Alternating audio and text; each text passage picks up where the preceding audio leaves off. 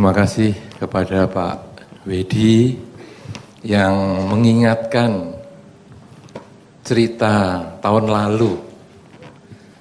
Walaupun ingatan itu menjadi pujian, sehingga sulit untuk ditahan rasa bangga. Jadi ya, mudah-mudahan yang tidak tahu kisahnya orang yang bela-belain kemarin karena hujan itu, tahun lalu banjir, mudah-mudahan nanti dengan nonton video yang nanti ada di tas yang mungkin nanti Anda akan diberikan, nanti akan ingat cerita itu. Para suhu yang saya hormati, terima kasih atas kesempatan saya diberikan bisa duduk kembali di sini. Juga para pengurus wihara dan saudara-saudara semua yang hadir. Dalam kesempatan sore hari ini, tema kita sebetulnya agak sulit. Malah saya merasa agak berat. Walaupun itu sebetulnya adalah basic agama Buddha. Yaitu bagaimana membangkitkan kesadaran. Saudara-saudara, sebetulnya saya tadi sudah datang tepat waktu. Jadi jam 5 kurang saya sudah datang. Tetapi saya diberi kesempatan oleh panitia untuk belajar Ikebana. Luar biasa. Itu luar biasa karena sementara ini kan saya memang melihat, membaca, mendengar, tetapi tidak berani bertanya langsung. Karena ya seperti yang Pak Wedi sampaikan, kalau wanita tanya tentang bunga-bunga kan biasa. Ya, jadi kalau wanita tanya ini bu gini gimana, biasa. Tapi ketika saya nanti tidak ada hujan, tidak ada angin, terus tanya bagaimana ya merangkai bunga ini? Nanti orang dikira saya berubah orientasinya. Ya, sehingga tadi ketika panitia memberi kesempatan saya untuk belajar, wah saya senang sekali. Saya memanfaatkan semaksimal mungkin waktunya. Sehingga saya lupa bahwa mestinya acara sudah harusnya mulai. Tapi karena saya belajar lebih banyak, jadi tadi saya mendapatkan banyak pengertian tentang keseimbangan di dalam merangkai bunga, yang itu membuat saya menjadi lebih memahami, oh inilah kehidupan. Nah, saudara-saudara, walaupun demikian, kita tetap menyadari bahwa kalau sekarang merangkai bunga, tadi saya tanya, ini ibu kalau mau merangkai bunga ini pakai konsep dulu, apa mendatangkan bunga dulu? Ternyata jawabnya gabungan. Jadi ada bunga ya bikin konsep, atau nanti kalau enggak ya konsep mungkin nyari seadanya bunganya. Oke. Nah saudara-saudara, kemudian saya tanya berikutnya, berapa lama membuat satu rangkaian ini? Ada di antara Anda yang tahu? Ada? Tidak tahu kan? Saya tadi karena diberi kesempatan saya tanya. Ternyata saudara, bagi yang belum berpengalaman, itu bisa membuat sampai 4 jam. Satu rangkaian. Yang mungkin bagi Anda, rangkaian sederhana. Tapi ternyata bukan sederhana bentuknya, tetapi dalam maknanya. Kemudian kalau kita hubungkan dengan membangkitkan kesadaran yang kita mau bahas pada kesempatan sore hari ini, ternyata bunga ini, merangkai bunga ini juga bisa menjadi bagian dari cara kita membangkitkan kesadaran. Saudara, setiap orang punya kesadaran. Ketika tema ini diinformasikan, saya juga memberikan kepada orang-orang tentang tema ini. Ini loh, nanti ada acara di Dharma Suci, bagaimana membangkitkan kesadaran. Pertanyaannya mereka itu begini, nomor 1. Saya sepertinya sudah selalu sadar loh Bante. Saya nggak pingsan kok. Ngapain harus dibangkitkan lagi? Itu pertanyaan pertama. Oh, ternyata ada orang salah mengerti. Oke. Pertanyaan yang kedua lebih kacau lagi. Temanya apa Bante? Nanti di Dharma Suci, bagaimana membangkitkan kesadaran. Kesadaran itu anaknya siapa tuh Bante? Kok mau dibangkitkan? Wah, lah ini kok kacau tuh ini. Nah, saudara-saudara, maksudnya di sini adalah bagaimana kita membangkitkan kesadaran. Karena di dalam kehidupan kita sehari-hari, banyak sekali perbuatan-perbuatan kita, walaupun kita tidak pingsan, tetapi kurang disadari. Tandanya apa? Orang kalau kurang kesadarannya, biasanya nanti timbul penyesalan. Saudara-saudara, saya yakin Anda tentu pernah mengalami begini. Nanti malam-malam mau tidur kemudian mengatakan, duh kenapa ya tadi kok saya ngomong gitu tuh kenapa? Saya tadi kok ngomong gitu, saya tadi kok melakukan itu, saya tadi kenapa mikir seperti itu? Pernah kira-kira begitu? Pernah ya? Nah, itu artinya apa?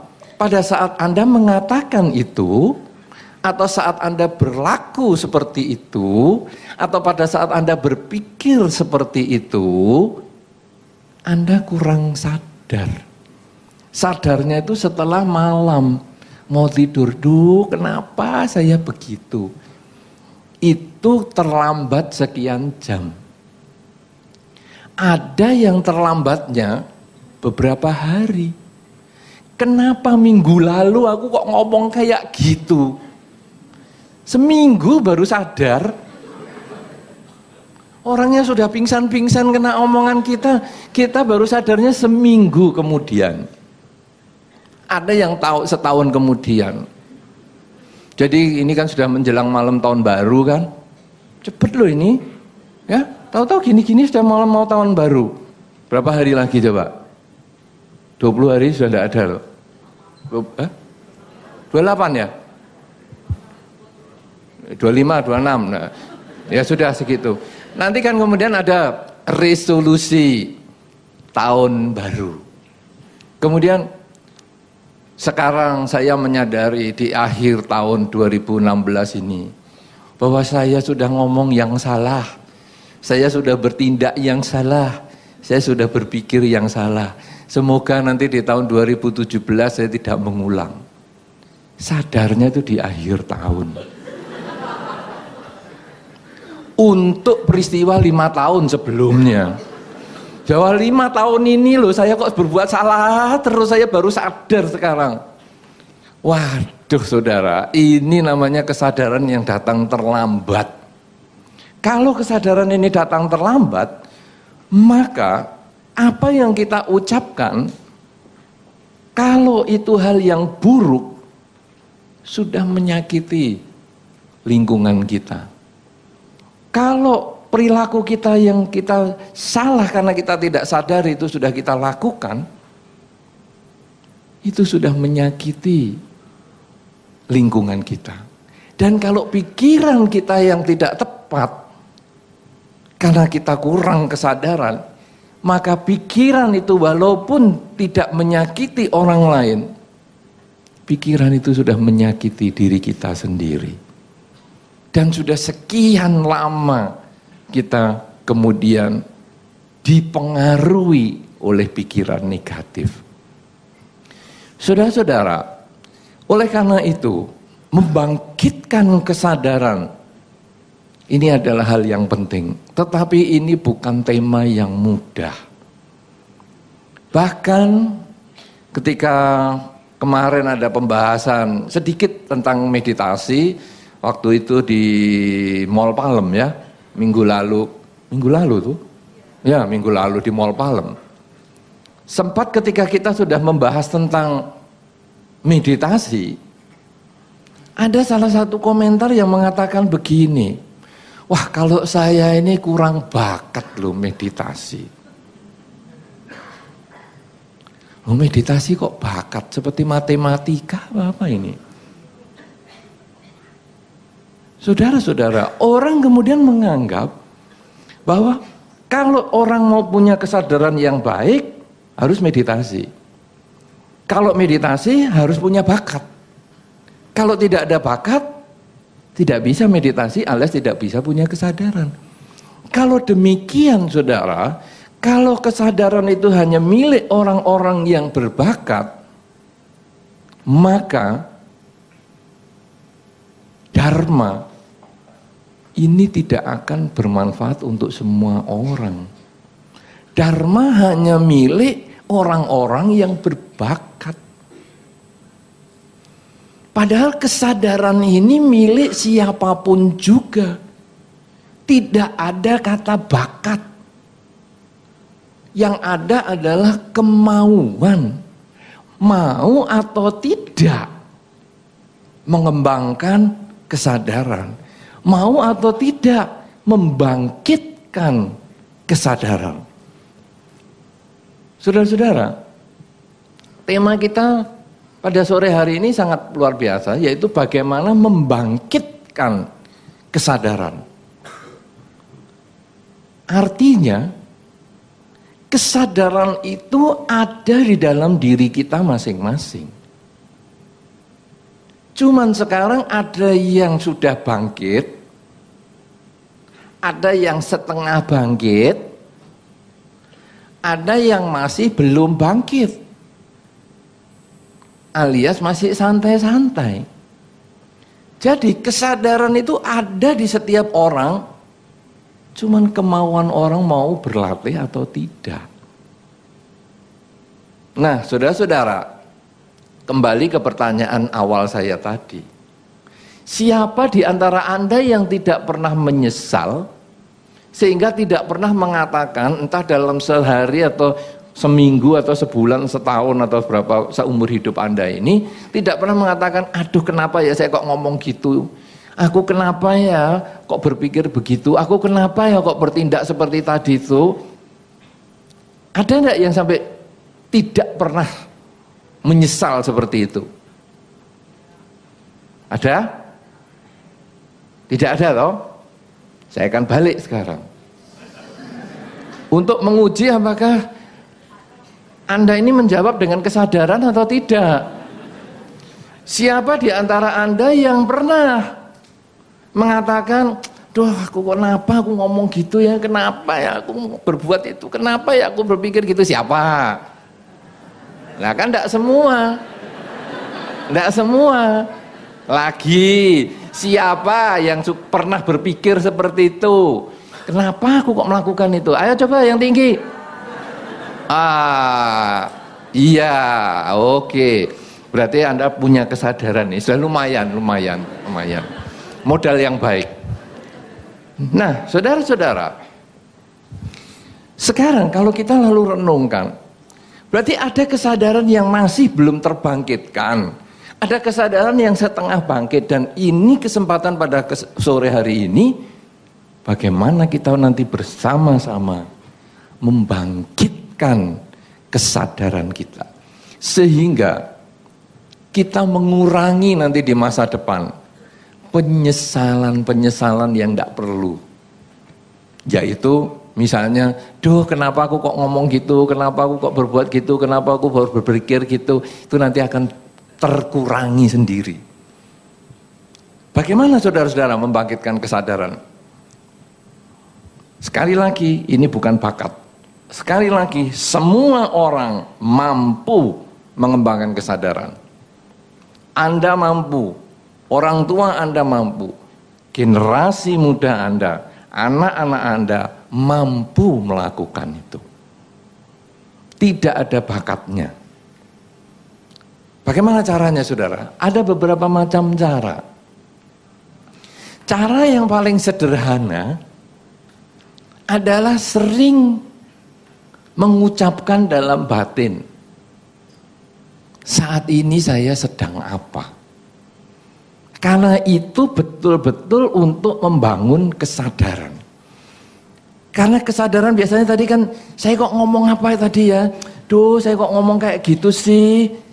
Kenapa ya saya kok berpikir begitu? Kenapa ya saya kok berbuat begitu? Nah, sekarang kita membuat kata-kata. Di dalam batin kita ulang berkali-kali. Saat ini saya sedang apa? Jadi ketika Anda sedang berbicara, ucapkan kalimat itu di dalam batin. Saat ini saya sedang apa? Oh, sedang berbicara. Jadi, karena saya sedang berbicara, saya berbicara dengan siapa? Orang yang lebih tua. Kalau pada orang yang lebih tua, berarti saya sikapnya harus saya jaga. Supaya saya tetap bersikap sopan, tidak menyakiti orang tua. Loh, saya berbicara kepada anak kecil, berarti sikap saya nggak usah sopan-sopan banget dong. Loh, anak kecil juga tetap kita harus menghargai dia juga. Karena itu ketika saya sadar saya sedang berbicara, walaupun kepada anak kecil, kita berusaha tetap sadar apa yang kita omongkan.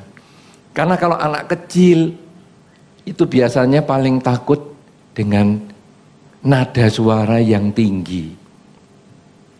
Jadi anak kecil misalnya, aku baik kok sama anak kecil, kemudian gimana? Aku bawa permen. Oke, anak kecil saya kasih permen. Caranya gimana? Mau permen? Mau permen? Permen nih. Ayo man. Anak kecil langsung stres. Dia pengen permen, tapi akhirnya sudah enggak mau lah. Kenapa saudara? Karena kita mungkin kurang sadar bahwa ini yang kita ajak omong anak kecil. Nah, walaupun mungkin permennya kurang enak, tapi kita bisa ngomong, mau nak permen?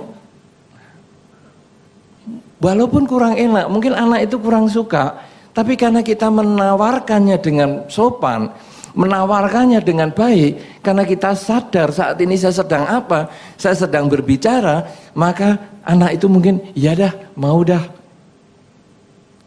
Ini adalah tekanan suara. Kepada orang dewasa pun kita juga tetap harus punya tekanan suara yang baik.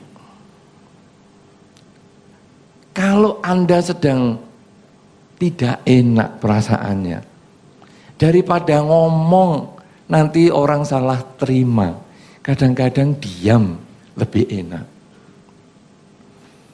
Jadi misalnya Anda tadi yang nawari permen kepada orang yang sudah dewasa, mau permen? Dengan nada yang cepat dan tinggi seperti itu sebetulnya orang sudah agak stres. Mau permen? Enggak mau, ya sudah. Aku makan sendiri. Coba saudara, kalau kita sadar saat ini saya sedang apa? Sedang ngomong, mau nawari. Oh, kalau mau nawari permen berarti saya ngomongnya harus baik-baik. Mau permen. Kalimatnya sebetulnya sama, mau permen. Tetapi iramanya yang berbeda. Mau permen? Mau permen. Kemudian ada tamu datang. Kemudian tamu sudah di depan pintu. Sudah makan? Sudah makan? Lalu mungkin dia pulang lagi. Tapi kalau sudah makan, belum kebetulan aku mau makan. Siapa yang ngejak kamu makan? Oh, saya cuma tanya, sudah makan? Belum, sama. Oh, tapi nggak ada emosi. Tapi kalau sudah makan, langsung marah. Kata yang sama, irama yang berbeda. Nah, dari mana saudara kita bisa membedakan irama ini? Ketika kita ada kesadaran.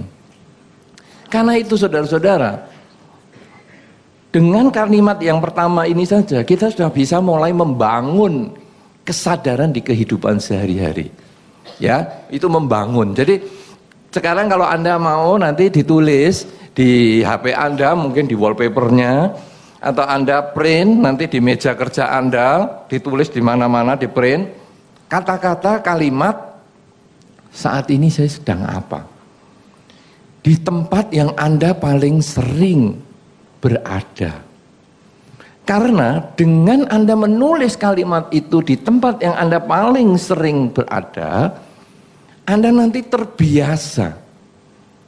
Ini kan bagaimana membangkitkan kesadaran. Nah, salah satu cara yang paling sederhana adalah menulis tadi itu. Saat ini saya sedang apa? Sangat mudah, sangat sederhana. Begitu Anda buka HP, wallpapernya, saat ini saya sedang apa? Oh, saya sedang buka HP. Kemudian, oh saat ini saya sedang membaca. Saat ini saya sedang berbicara. Saat ini saya sedang mendengar. Saat ini saya sedang melihat. Saat ini saya sedang nyetir kendaraan. Dan lain sebagainya. Sangat-sangat mudah. Karena ini dulu, kalimat ini dirumuskan untuk orang-orang yang katanya kurang punya kesempatan berlatih meditasi di wihara. Di Balirejo, tempat yang saya tinggal, biasanya memang digunakan untuk berlatih meditasi. Kemudian, kita kalau latihan meditasi 7 hari. Biasanya 7 hari di luar waktu datang dan waktu pulang. Sehingga 7 hari bersih di situ. Datang tidak dihitung, pulang juga tidak dianggap. 7 hari di situ. Nah, saudara-saudara, orang kemudian ngomong, waduh Bante, saya ini kalau suruh 7 hari sulit Bante. Pekerjaan saya tidak bisa saya tinggal. Loh, kenapa pekerjaan tidak bisa ditinggal? Pasangan hidup kamu bisa tinggal, anak bisa tinggal, pekerjaan kenapa tidak bisa? Iya Bante, pekerjaan tanpa saya tidak bisa jalan. Pasangan hidup tanpa saya jalan sendiri. Anak tanpa saya jalan sendiri. Ini pekerjaan tidak bisa. Saya katakan, aduh, saya kasihan sama kamu. Kenapa? Berarti kamu itu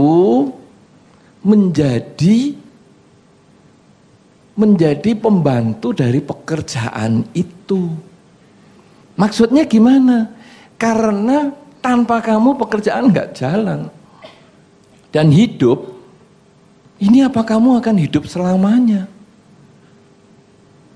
Kalau nanti kamu pas sakit, siapa yang menggantikan kamu dalam pekerjaan? Ya kalau cuma sakit sementara. Kalau sakitnya agak lama, siapa yang menggantikan? Ya kalau sakitnya bisa sembuh. Kalau sakitnya mengantar Anda untuk lahir di alam lain, siapa yang melanjutkan pekerjaan? Saudara-saudara, kejadian ini, siapa kira-kira kalau kita renungkan? Ada enggak di antara Anda yang alami juga? Kalau kerjaan ini tidak ada saya, wah pasti tutup sudah. Pasti berhenti. Ada? Enggak usah ngaku. Enggak usah ngaku. Enggak ngaku lebih baik daripada nanti dipermalukan. Saudara-saudara, kalau ada di antara Anda yang sampai seperti itu, sesungguhnya adalah orang yang sangat perlu dikasihani. Mungkin Anda bisa sukses dengan pekerjaan itu, tapi Anda akan terikat dengan pekerjaan itu. Kenapa saudara-saudara? Pekerjaan hanyalah alat.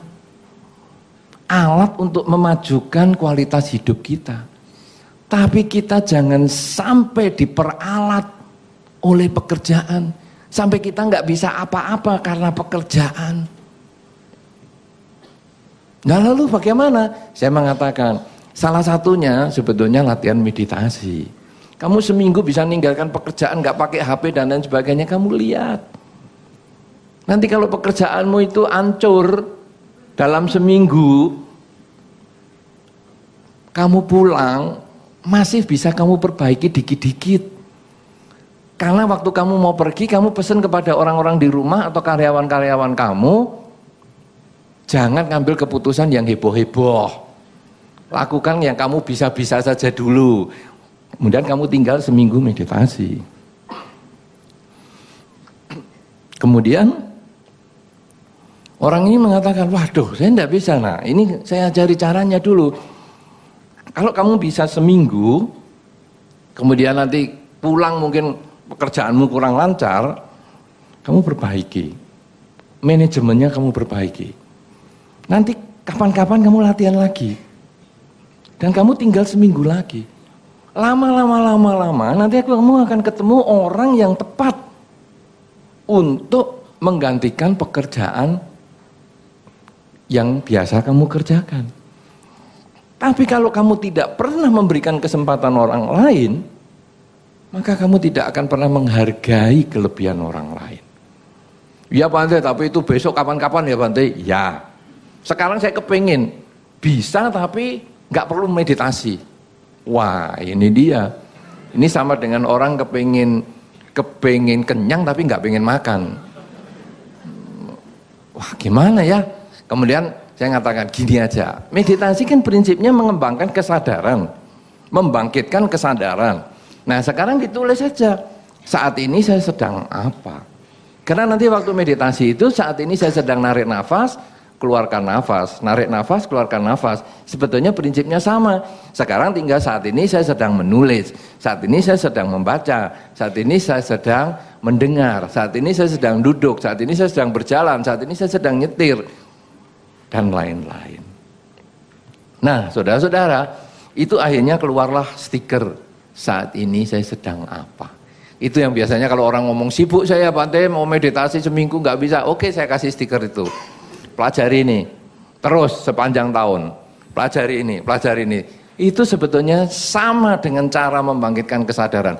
Dan itu yang paling sederhana, karena itu saya menawarkan kepada Anda pada cara yang pertama ini untuk membangkitkan kesadaran adalah Anda menulis di mana saja Anda yang sering tinggal, sering berada, saat ini sedang apa.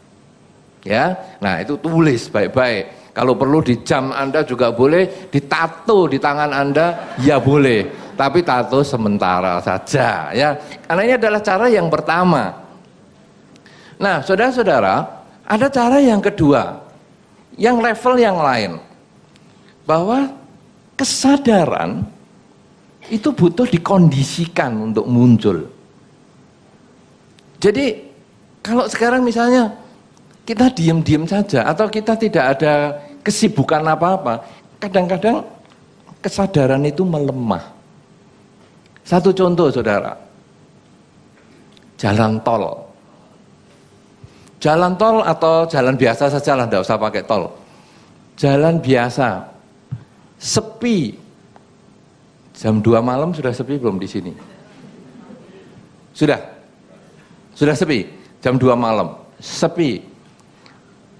Anda kalau jalanannya sepi, nanti kesadarannya menurun. Kecelakaan di jalanan sepi biasanya lebih fatal daripada di jalanan yang ramai. Begitu cocok? Cocok ya? Kenapa demikian saudara? Karena kalau jalanan sepi, kaki Anda itu ngegas terus, sudah santai nggak kepingin ngerem lagi. Tangan juga semua santai begini, kesadarannya lemah. Jadi di depan ada orang nyebrang, sudah nggak sempet ngerem apa-apa. Yang ngeremnya pakai orangnya itu. Akhirnya dua-dua masuk rumah sakit. Tetapi kalau jalanannya rame, kesadarannya tinggi sekali. Jadi ada gerakan sedikit langsung ngerem, gerakan sedikit langsung ngerem, cepat sekali saudara. Itu sebetulnya adalah logika yang umum sekali di kehidupan manusia. Ketika kita ada tantangan, kesadarannya meningkat. Ketika tidak ada tantangan, kesadarannya asal-asalan saja. Sekarang, bagaimana cara membangkitkan kesadaran? Nah inilah cara yang kedua, yang kita membangkitkan tantangan dari luar. Ada cara di dalam Dharma yang disebut menumbuhkan rasa malu melakukan hal yang tidak baik. Malu melakukan hal yang tidak baik. Saudara-saudara, di antara Anda semua, pernahkah Anda melakukan yang tidak baik? Merasa melakukan yang tidak baik pernah? Pernah. Kalau Anda pernah melakukan yang tidak baik, sebelum melakukan, biasanya menoleh ke kanan dan ke kiri dulu. Ada orang lihat enggak ya? Misalnya di ruang makan Anda mau ngambil kerupuknya teman. Tuh Anda lihat kanan, lihat kiri dulu. Oh enggak ada. Ambil. Ya kan? Kenapa saudara-saudara? Karena Anda tahu perbuatan tidak baik itu sebetulnya kita ada ukurannya. Kalau Anda sudah melakukan tidak baik dan sudah tidak noleh kanan dan kiri lagi, berarti itu kebiasaan. Itu yang berbahaya. Tetapi pada saat pertama kali kita melakukan hal yang tidak baik, biasanya kita menoleh ke kanan dan ke kiri dulu. Saudara-saudara, sekarang upaya kita membangkitkan kesadaran ini, kita mulai dengan menumbuhkan rasa malu ini lebih banyak lagi. Malu berbuat yang tidak baik, malu berbuat kejahatan. Bagaimana sekarang malu itu? Anda harus mengingat kualifikasi diri Anda sendiri dulu. Misalnya, wah saya umat Buddha, saya malu loh, bunuh nyamuk aja saya malu. Itu nanti kalau Anda mau nepuk nyamuk, itu pasti Anda noleh kanan dan kiri dulu. Ada umat Buddha lain enggak? Enggak ada, boleh tepuk.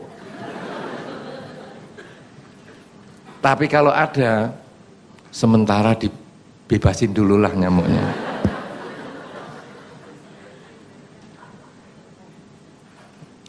Ini sebetulnya sudah ada rasa malu. Anda sudah pernah merasa begitu belum? Belum. Wah, bahaya nih. Berarti Anda di wihara pun main tepok aja nih. Waduh. Ayo siapa yang di wihara main tepok nyamuk? Hah? Hah? Di wihara nggak ada nyamuk? Wah, untung di wihara nggak ada nyamuk. Di sini nggak ada nyamuk ya? Di Telkom. Oh, pakai aircon. Oh, saya pikir pakai Telkom. Oh, kok pakai Telkom kok bisa nggak ada nyamuk? Oh, pakai AC ya. AC apa? Dikira nyamuknya nggak ada. Ada. Cuman dia selimutan tirai. Duingin. Ditirai-tirai itu. Besok kalau AC-nya dimatikan, tirainya digoyang. Nyamuknya langsung semangat lagi. Tapi karena umatnya sudah nggak ada, ya suhu yang sudah jadi sasaran. Ya itulah. Ya, tapi biasanya daerah PIK ini nyamuknya banyak loh. Siapa yang penghuni PIK yang lain? Banyak tuh nyamuknya. Nyamuk banyak. Nah, saudara-saudara, mungkin kalau yang nggak pakai AC di lantai satu tadi ya. Tapi tadi saya tidak ada nyamuknya. Iya, betul. Rasanya suhu memancarkan meta sehingga nyamuknya nih milih orang. Wah, tepuk tangan tuh suhu. Wah. Benar sekali, saya tidak merasa ada nyamuk sama sekali. Ya, milih orang. Ada yang merasa dinyamuin tadi di bawah? Tidak ada. Ya Anda tidak main-main ke Ikebana sih. Tapi begitu masuk Ikebana aja, wah wangi sekali. Nah, saudara-saudara, ada beberapa orang, sekarang kalau minimal 5 sila itu tidak membunuh, tidak mencuri, tidak berzina, tidak bohong, dan tidak mabuk-mabukan. Kalau Anda sudah bisa merasa malu melakukan itu, kesadaran Anda sudah mulai bangkit loh. Sekarang coba renungkan baik-baik. Siapa yang bangga mabuk, malah ngejai teman-teman, tolong diumumkan di wihara ya, nanti habis acara ini nanti kita mabuk bareng. Wah, ini jelas tidak punya rasa malu dan memalukan wihara ini. Tapi harusnya malu, jadi ada rasa yang malu. Beberapa anak Buddhis, orang tuanya mabuk saja malu loh. Nah, ini berarti sudah kesadarannya sudah bangkit sebetulnya bahwa waduh, aku kok punya orang tua yang agak mabuk-mabukan ya. Dia kalau temennya mau main aja, jangan main ke rumahku, aku main aja ke rumahmu. Kenapa? Karena orang tuanya suka mabuk. Ada juga saudara-saudara, orang yang umat Buddha yang malu untuk bohong. Ada itu. Jadi mau membohongi sesuatu tuh rasanya sudah nggak enak sekali. Nggak mau aku malu, nanti aku ketahuan umat Buddha kok bohong, terus malu. Tapi banyak juga demi menutup malu malah bohong. Ke wihara nggak kamu? Ke wihara, lo kok nggak ketemu? Aku di luar. Luar tuh di mana? Di boulevard sana itu. Kan ya deket-deket tuh sama wihara. Ya iyalah satu kompleks tapi boulevard sana. Katanya di luar. Bohong untuk menutup malu. Padahal mestinya saudara pada tingkat yang level 2 ini tadi membangkitkan kesadaran. Itu adalah kita menumbuhkan rasa malu melanggar 5 latihan kemoralan ini. Membunuh itu juga malu, bahkan membunuh nyamuk, membunuh kecoa rasanya malu kita itu melakukan. Ya, aku umat Buddha kok melakukan kayak gitu sih. Mencuri apalagi? Ya, mencuri apa saja? Bukan hanya mencuri uang, mencuri barang. Mencuri waktu juga termasuk. Malu rasanya, waduh jadi umat Buddha kok mencuri waktu toh. Nggak enak. Ya, kemudian juga mencuri data. Data pasangan hidup dilirik. Kamu nih WA-an sama siapa sih?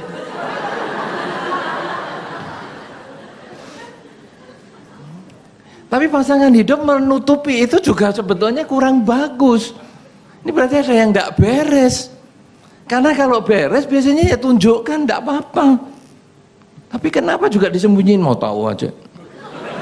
Lu kan pasangan hidup kan boleh lihat, tidak boleh katanya. Nah saudara-saudara, ini sesungguhnya kita harus menumbuhkan rasa malu ini. Bangkitkan rasa malu untuk melakukan kejahatan. Karena ini adalah dasar kehidupan yang berbahagia. Perzinahan juga sama, pelanggaran kesusilaan. Itu juga harus ada rasa malu. Kalau sampai kita sekarang misalnya pelanggaran kesusilaan di taman-taman, di kebun-kebun, di pekarangannya tetangga. Wah, saya kira sulit ini untuk membedakan dengan ayam. Kita manusia saudara, dan kita juga tahu, aduh, ini kan, aduh aku umat Buddha masa begitu sih melakukannya seperti itu. Itu pakai label dulu, umat Buddha, umat Buddha, umat Buddha. Tapi akhirnya karena kata-kata ini beberapa orang mau, enggak Bante, saya sudah tidak mau jadi umat Buddha Bante. Saya tidak mau mengakui saya umat Buddha, supaya saya yang jelek-jelek saya bisa jalani. Kok enak? Kemudian saya ngomong, oke, kalau gitu kamu fungsinya dalam masyarakat apa? Kamu orang tua, ayah atau ibu, atau kamu sebagai anak, atau kamu sebagai pelajar. Nah sudah, kamu inget-inget di situ. Aku sebagai orang tua masa kayak gitu kelakuannya, gimana aku nanti mendidik anak-anak aku? Saudara-saudara, masing-masing di tradisi kita itu punya nama marga. Beberapa di antara Anda punya nama marga atau punya nama keluarga, family name. Ya toh? Iya atau tidak? Ya, misalnya Pak Wedi ini apa? Anggoro. Ada marganya Ang? Enggak. Dari mana tuh Anggoro itu? Atau marganya Anda Go? Anggoro. Kebetulan marganya sama nama keluarga beda. Beda? Oh. Jadi nama keluarga Anda apa? Kalau yang saya Afwan. Oke. Itu marganya. Ya. Nama keluarga. Family name-nya. Anggoro. Nah, misalnya Anggoro. Sudah berapa generasi pakai Anggoro? Baru satu. Baru Anda? Ayah Anda? Ayah Anda termasuk? Enggak. Beda malahan. Baru Anda saja ya? Nah, itu kesalahan ketik sih, Pak. Salah ketik. Oke. Nah, oke. Sekarang misalnya ada yang nama keluarga, family name-nya siapa? Misalnya Wijaya. Oke. Misalnya namanya Wijaya. Misalnya namanya Susanto Wijaya. Wijaya ini misalnya menjadi nama keluarga beberapa generasi sudah. Kalau Anggoro ini kan tadi baru pertama ya. Misalnya sekarang Wijaya ini papahnya sudah pakai, kakeknya sudah pakai. Nah, ada di antara Anda yang sudah 3 generasi seperti itu. Kakeknya, kemudian papahnya, kemudian Anda pakai nama family name yang sama. Kalau marga lebih jauh lagi. Ada? Belum ada. Ya sudah, sekarang marga. Lebih berat ini kalau marga. Marganya misalnya Huang tadi ya. Huan.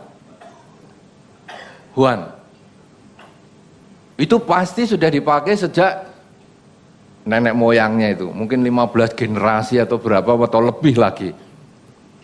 Saudara-saudara, sekarang Anda semua punya nama marga itu. Anda punya family name-nya itu juga. Sekarang Anda harus bangkitkan rasa malu itu dari nama marga itu. Kenapa demikian, saudara? Anda mungkin tidak kenal dengan nama marga Anda yang orang yang pertama. Mungkin zaman kaisar apa dulu nggak tahu dikasih nama marga itu. Sudah sekian belas generasi Anda sudah tidak kenal. Tetapi saudara, ketika kita melakukan sesuatu yang baik, maka satu marga ke atas semua mendapat pujian. Wah, ini memang turunan marga ini hebat sekali. Kalau tadi yang 3 generasi tadi, wah memang turunannya orang yang marganya Wijaya ini, waduh, pinter-pinter, bagus-bagus. Akhirnya kita yang melakukan kebaikan, tapi orang tua kita dapat nama baik, kakek kita juga dapat nama baik karena 3 generasi yang pakai Wijaya. Tapi yang marganya misalnya saya Ang misalnya, wah ini lebih tinggi lagi sampai belasan generasi di atasnya dapat nama baik. Sebaliknya saudara, kalau kita melakukan sesuatu yang tidak baik, wah kita marganya, kita namanya Wijaya tadi, kita melakukan yang tidak baik. Misalnya nyuri aja. Sudah, langsung namanya, ya ini anaknya siapa Pak Wijaya yang itu ya. Loh Pak Wijaya itu baik sekali loh. Kakeknya ya baik, kok bisa ya turunannya jelek kayak gitu. Langsung saudara, kejelekan kita itu mempengaruhi nama baik leluhur kita. Atau yang sayanya Ang, atau sayanya Lim, atau sayanya Tan, atau apa saja dah. Itu juga sama. Wah, lah ini generasinya orang baik-baik, kenapa ya? Di tangannya si A ini kok sekarang jadi jahat, jelek sekali, malu-maluin keluarga. Ini yang kalau zaman dulu dikatakan, waduh kamu kalau berbuat jahat di dalam kehidupan ini, kita nanti meninggal malu ketemu leluhur. Kenapa saudara? Karena leluhur ngajari kita baik-baik, kita jahat. Aduh, nanti ketemu leluhur di alam sana itu, kamu malu-maluin aku. Itu ada pepatah semacam itu. Artinya apa saudara? Anda lari kemana saja, Anda pergi kemana saja, Anda tidak bisa menggantikan leluhur Anda. Wah, saya sudah ganti nama nih, sekarang sudah nggak pakai nama marga apa saja. Ya, saya sudah tidak akan ada hubungannya sama leluhur. Tetap nanti akan dihubungkan juga. Ya, walaupun Anda nanti sampai ke kutub utara, kutub selatan, ya tetap bisa. Nah, karena itu saudara-saudara, walaupun kita mungkin bukan umat Buddha, tapi ketika kita diingatkan nama marga kita harusnya malu untuk berbuat jahat. Aduh, jangan sampai aku berbuat jahat. Wah, leluhurku memang jahat-jahat. Jadi aku harus tetap jahat. Oh, salah. Leluhurku jahat-jahat, berarti di tanganku aku harus menjadi orang yang lebih baik. Sehingga aku bisa mengangkat nama leluhurku, bahwa leluhur menurunkan genetik yang jelek, tapi di tanganku aku bisa menjadi baik. Sehingga nanti orang akan mengatakan, mestinya kejahatannya itu resep turunannya keluarga itu. Tapi ternyata di tangan dia kok jadi baik ya. Wah, ternyata kita memang salah. Bahwa kejahatannya itu adalah milik pribadi, bukan milik turunannya. Nah, akhirnya kita bisa membangun nama baik leluhur kita. Oleh karena itu saudara-saudara, bagi Anda yang tidak mengatakan, aku tidak malu kok, aku misalnya jadi umat Buddha jahat, aku ya tidak malu. Ingatlah nama kita masing-masing. Bahwa nama kita mengandung nama leluhur kita. Jangan sia-siakan hidup kita untuk melakukan hal yang memalukan leluhur kita. Jangan sampai memalukan orang tua kita. Jangan sampai memalukan guru-guru kita. Itu tadi yang saya sampaikan yang pada tahun lalu itu, ya, yang Pak Wedi tadi ulangi itu. Orangnya datang nggak, nanti digosipin, orangnya datang langsung marah-marah. Ada enggak Pak? Ada Pak? Yang tahun lalu datang itu? Oh, mungkin di lantai bawah atau di boulevard. Saudara-saudara, ya tahun lalu kan begitu juga. Saya mengatakan, loh, saya datang ini untuk mendengarkan Dhamma Bhante. Oh bagus, mendengarkan itu bagus, tapi yang penting adalah praktek. Kenapa? Kalau tidak dipraktekkan, nanti orang lalu menganggap, waduh, ini muridnya siapa ini? Dharma nggak dipraktekkan cuma untuk hiburan, ini apa ini? Nah, artinya apa saudara? Bahwa apa yang kita lakukan jangan sampai mempermalukan orang di lingkungan kita, terutama orang tua kita, terutama guru-guru kita. Karena siapapun Anda punya orang yang Anda cintai, ada orang yang Anda hormati, dan mereka itu kalau Anda berbuat baik, mereka akan bangga. Tapi kalau Anda berbuat tidak baik, mereka pun sebetulnya sedih. Karena itu nomor satu tadi, kalau bisa diingatkan bahwa Anda umat Buddha bagus. Tapi kalau Anda cuek, umat Buddha jahat ya banyak kok. Oke, nama keluarga. Kalau tetap nggak bisa, wah ini berat memang. Karena butuh kesadaran ini sekarang. Nah, saudara-saudara, kesadaran ini bagaimana? Kalau malu ternyata kadang sulit. Karena malu ini butuh orang lain untuk menuduh kita. Kamu kok melakukan gitu sih? Namamu begitu kok kamu melakukan gitu sih? Beberapa nama Buddhis itu ditujukan supaya kita menjadi orang yang lebih baik. Wedi ada nama Buddhisnya? Siapa itu? Siddhartha Mitra. Siddhartha Mitra. Siddhartha Mitra. Nama yang menggeledek sekali.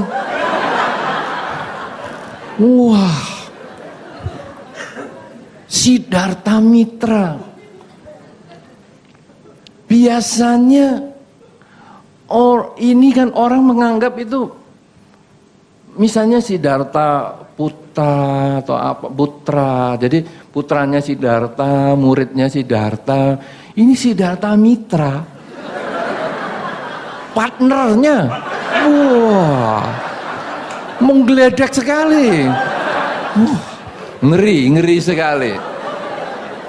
Tapi ini punya maksud. Yaitu bahwa supaya saudara Bedi ini betul-betul menjadi orang yang partnernya Siddhartha. Temannya Siddhartha, mitra kan teman, gitu. Tim teman, temannya Siddhartha. Artinya apa saudara? Bahwa itu menjadi satu pedoman bahwa kelakuannya, ucapannya, pola pikirnya harus betul-betul mencerminkan mitranya Siddhartha, temannya Siddhartha. Berat loh nama itu, berat sekali, luar biasa, luar biasa. Hai. Nah, nama-nama Buddhis itu biasanya mencerminkan tujuan kita, sehingga beberapa orang minta, wah saya mau minta nama Buddhis, oke, ya. Nah, misalnya namanya siapa lagi? Ada nama Buddhis apa nih? Misalnya Santi apa? Misalnya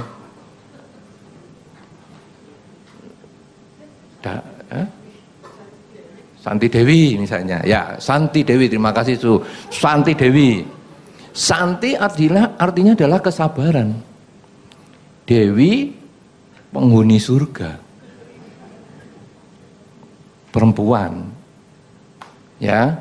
Jadi kalau laki namanya Dewa, Santi Dewa, Santi Dewi. Nah, saudara-saudara, orang yang namanya Santi Dewi itu harus malu kalau marah. Mau marah, loh nama aku Santi Dewi. Nanti aku enggak cocok nih namanya, nanti dicabut namaku. Jadi itu sebetulnya adalah menumbuhkan rasa malu supaya aku berbuat sesuai dengan nama, ya. Nah, nama saya Utamo. Utamo itu utama. Tapi oleh guru saya cuma dikasih nama Utamo saja. Enggak kasih belakangnya apa-apa. Jarang loh nama biku cuma satu kata. Ya. Utamo 3 suku, tapi 3 suku kata, tapi kan cuma 1 kata. Biasanya utamo apa kan gitu tuh. Berarti utamo itu yang utama, top. Loh, apanya? Anda tepuk tangan yang belum tahu, Anda yang tepuki. Karena topnya itu tidak pakai belakangan apa. Jadi bisa top baik, top jelek. Utama apanya ini? Utama baiknya bagus, utama jeleknya bagus. Berarti itu pilihan saya sekarang. Saya mau jadi baik atau jadi jelek urusan saya. Nah, guru saya nggak ngasih nama sih yang lebih lengkap. Nah, jadi itu pilihan. Bagi saya itu jadi pilihan. Wah, saya harus jadi lebih baik. Kenapa saudara? Karena saya merasa, wah dulu ibu saya kan sudah ngizinkan saya jadi biku. Masa saya jadi biku ngawur-ngawuran? Masa saya jadi biku jelek-jelekan? Enggak, saya harus jadi biku yang baik. Supaya pengorbanan orang tua saya itu enggak sia-sia. Nah itu yang mendorong supaya kita ada rasa malu melakukan sesuatu. Karena itu saudara-saudara, cobalah Anda bangkitkan di dalam diri Anda masing-masing motivator untuk Anda malu melakukan kejahatan. Ya, bangkitkan. Jangan sampai Anda nggak malu. Malu itu baru unsur luar. Tapi yang lebih penting lagi dari dalam rasa malu adalah takut. Takut akibat kejahatan. Saudara-saudara, takut akibat kejahatan itu dimulai dengan hukum sebab akibat.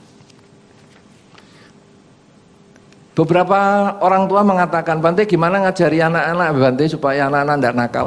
Ajari hukum sebab dan akibat. Hukum karma, ajari itu.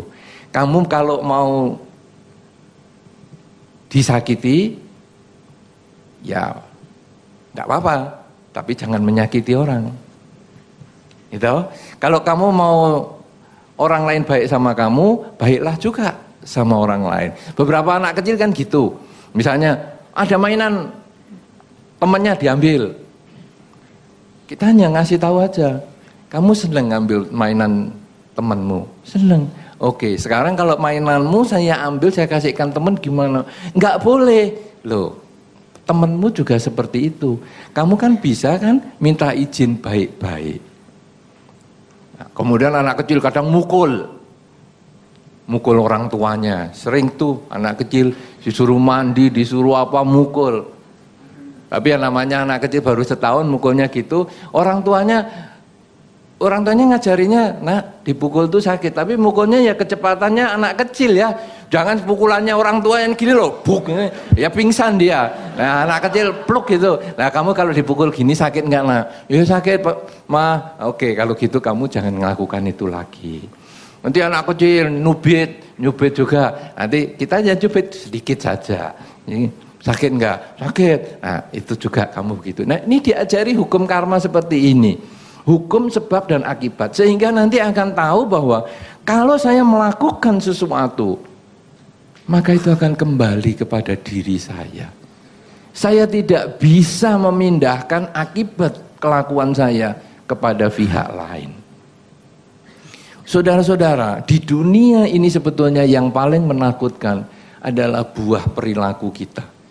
Kalau perilaku baik kembali kepada diri kita, kita happy sekali.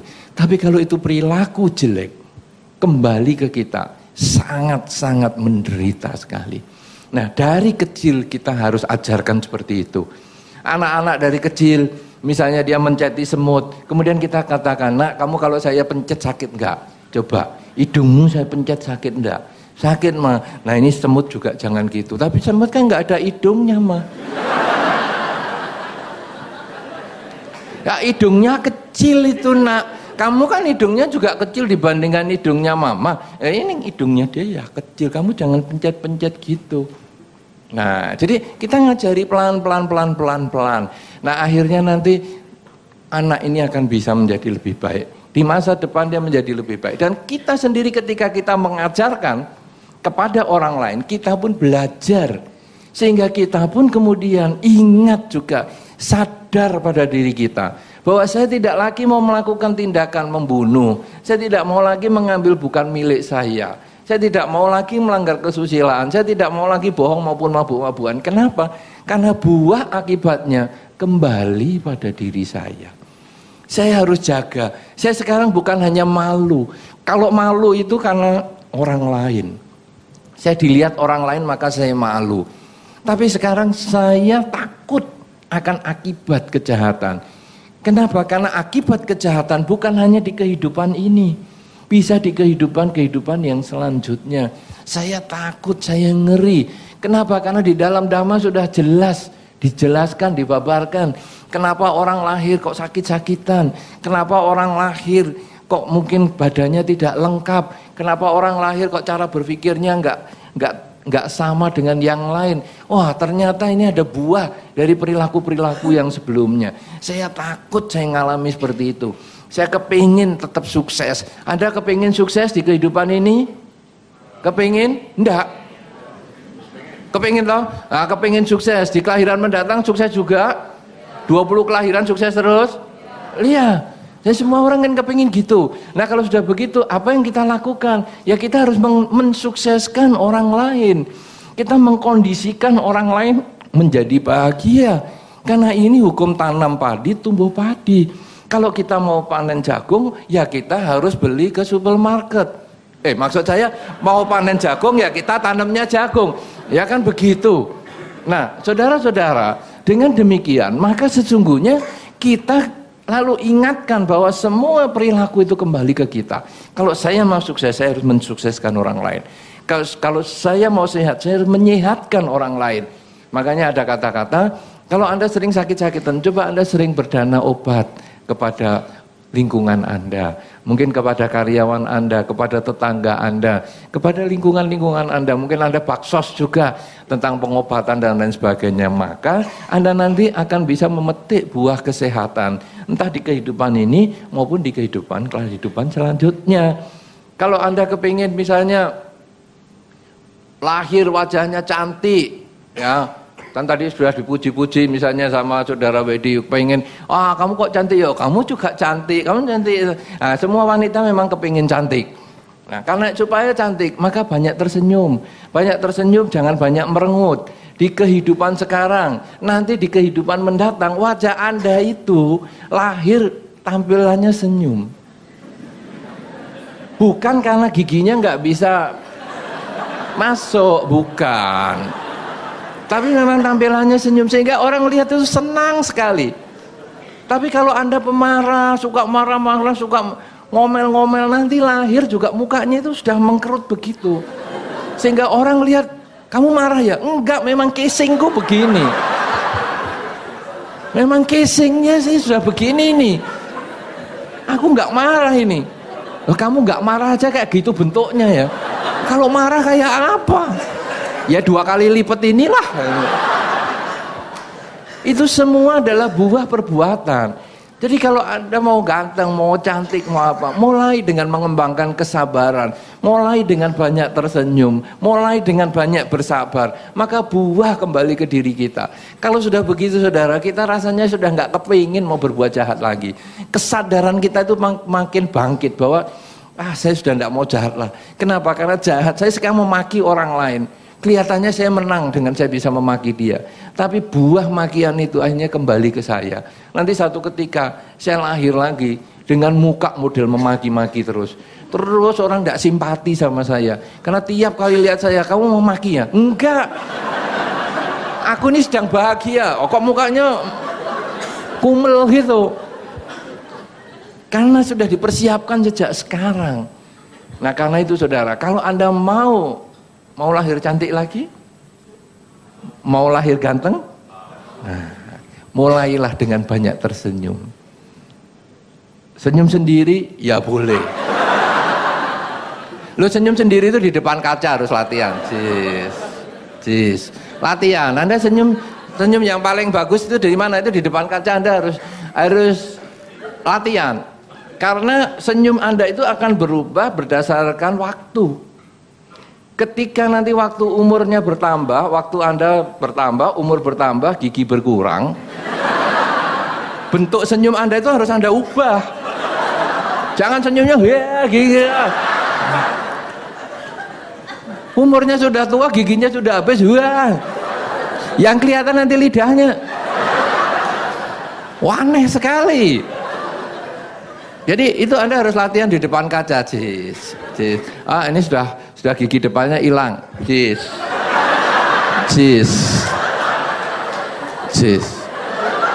Sampai gigi palsunya selesai, Cis. Tinggal udah gigi palsu selesai baru Cis. Ya itu, jadi belajar tersenyum ya. Nah karena bagaimanapun juga saudara, orang tersenyum itu sangat menyenangkan. Anda kalau berkunjung ke rumah seorang yang punya bayi pun Anda selalu membuat bayinya senyum.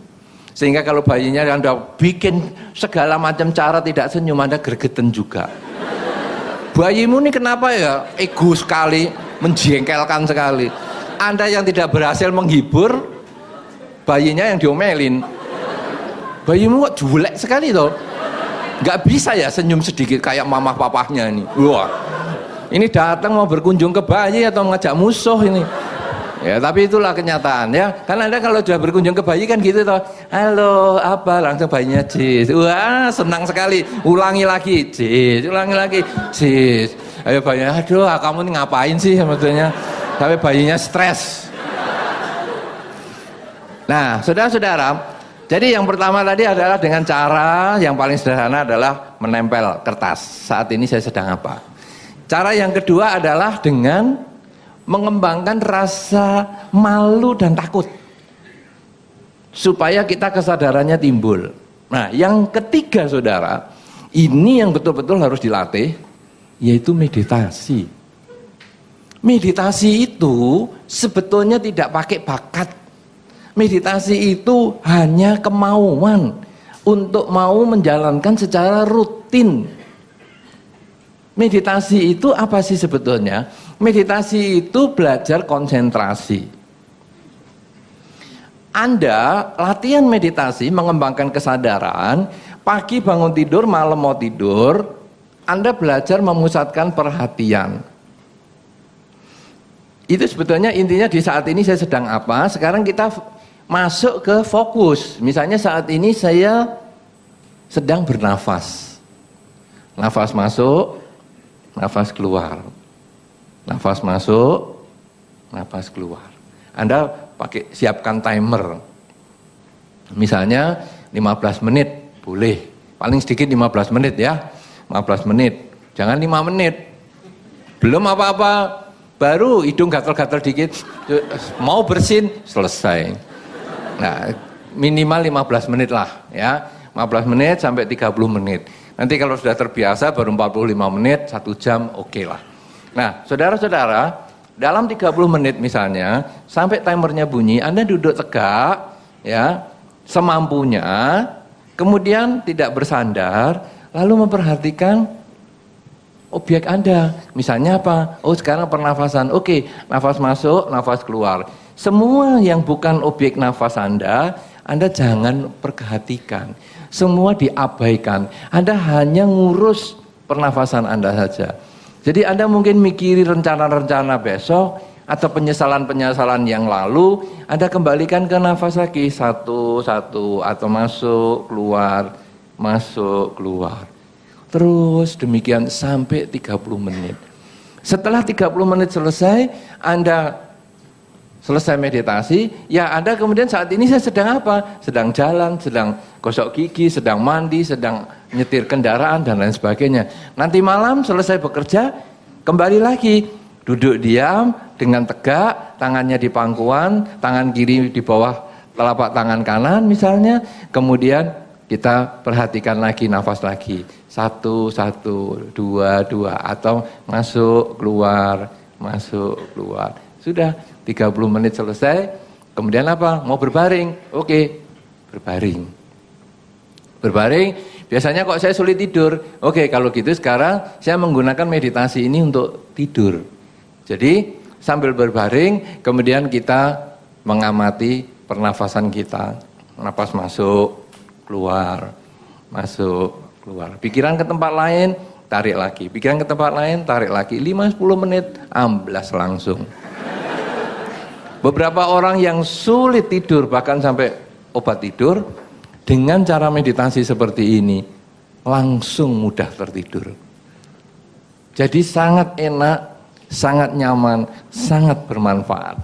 Cuman memang butuh latihan yang agak rutin. Nah, latihan rutin ini kadang yang membuat orang semangatnya kecil. Aku kalau rutin ini males. Kenapa? Karena hasil meditasi sulit dilihat dalam 2-3 hari. Hasil meditasi itu baru kelihatan sekitar 3 bulan. 3 bulan kalau Anda rutin ya, pagi bangun tidur, malam mau tidur, bangun tidur, malam mau tidur. Terus Anda lakukan itu, ketenangan batin Anda, itu nanti Anda akan bisa rasakan.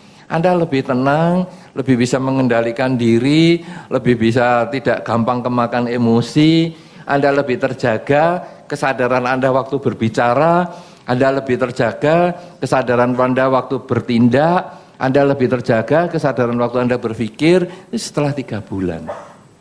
Nah, kadang-kadang kalau Anda latihan di rumah bosan, Anda hadirilah latihan-latihan meditasi di biara-biara terdekat. Di Dharma Suci ini ada latihan meditasi seminggu berapa kali? 1 kali hari apa? Rabu malam jam 7 sampai jam 9. Nah, misalnya Anda yang tinggal di daerah PIK, kemudian Anda pergi ke sini hari Rabu jam 7 sampai jam 9, latihan. Kenapa demikian saudara? Perlu latihan bersama seperti itu, karena kadang-kadang dalam latihan kita seminggu di rumah, mungkin ada hal-hal tertentu yang kita merasa kok bingung ya saya dengan meditasi yang saya alami. Nah, ketika Anda berlatih bersama dengan para suhu di sini misalnya, maka Anda bisa tanyakan dan Anda bisa mendapat bimbingan dan Anda menjadi lebih semangat lagi. Dan tentu saja kalau misalnya Anda kadang, wah kalau saya di rumah kok merasa nggak enak ya, kalau meditasi sendiri kok terganggu, ada televisi, ada apa. Saya kira Anda pun kalau minta izin baik-baik ke sini tiap hari juga boleh toh meditasi sendiri, tapi meditasi sendiri bisa. Nah, tapi kalau sendiri ya jangan hidupkan AC semua. Ya boros listrik ya biara. Ya Anda ya meditasinya ya di luar sana saja atau di mana boleh, atau mungkin tidak masalah kalau yang memang pas listriknya ada AC-nya atau apa, terserah. Jadi di wihara pun tiap hari bisa Anda latihan. Kadang-kadang wah kita pergi ke wihara itu kalau mau meditasi semangatnya lebih tinggi. Kenapa? Karena Anda sudah siap mental dari rumah, sehingga begitu sampai wihara terus meditasi. Walaupun tidak ada latihan meditasi bersama, tapi Anda latihan di situ. Kemudian nanti kalau hari Rabu baru meditasi bersama, baru itu ada diskusi bersama juga, sehingga nanti kualitas meditasi Anda akan meningkat. Karena meditasi sesungguhnya adalah jalan untuk meningkatkan kesadaran yang paling tepat, tapi butuh rutinitas. 3 bulan nanti kalau Anda jalani mulai malam ini sampai nanti ya habis cap gome lah kira-kira. Loh iya toh, habis cap gome toh, itu nanti Anda sudah merasakan bedanya. Anda nanti dapat kue keranjang atau tidak, Anda emosinya itu sudah tenang. Aku nggak dapat ya nggak apa-apa loh. Tapi kalau sekarang nggak ada latih, nanti hari itu Anda protes. Waduh, aku kok nggak dapat ya? Aku salah apa ini? Nah, jadi 3 bulan Anda boleh coba baik-baik. Kenapa demikian, saudara? Karena di dalam Dhamma semua itu ada buktinya. Dengan meditasi, kalau Anda bisa 3 bulan, Anda buktikan. Apa yang saya katakan ini, Anda serius sungguhan. Anda jalani pagi bangun tidur, malam mau tidur setengah jam. Nanti hasilnya akan bermanfaat untuk Anda. Dan kadang-kadang meditasi memang menimbulkan ngantuk, itu normal. Kenapa? Karena meditasi itu menenangkan. Orang tenang cenderung ngantuk. Makanya lawan ngantuk itu dengan fokus. Dengan Anda perhatikan objek dengan lebih baik, perhatikan objek dengan lebih kuat, nanti ngantuknya hilang, konsentrasinya meningkat, batinnya tenang, kesadarannya sudah bangkit. Inilah 3 cara, saudara, di dalam cara membangkitkan kesadaran. Kalau nanti Anda lakukan ini salah satu saja, maka kesadaran Anda akan meningkat drastis dalam beberapa minggu ke depan. Tapi dengan meditasi dalam 3 bulan ke depan, kesadaran akan menjadi lebih baik. Inilah yang sebagai pengantar yang mau saya sampaikan. Semoga memberi manfaat, memberi gambaran yang lebih luas tentang bagaimana membangkitkan kesadaran di kehidupan sehari-hari.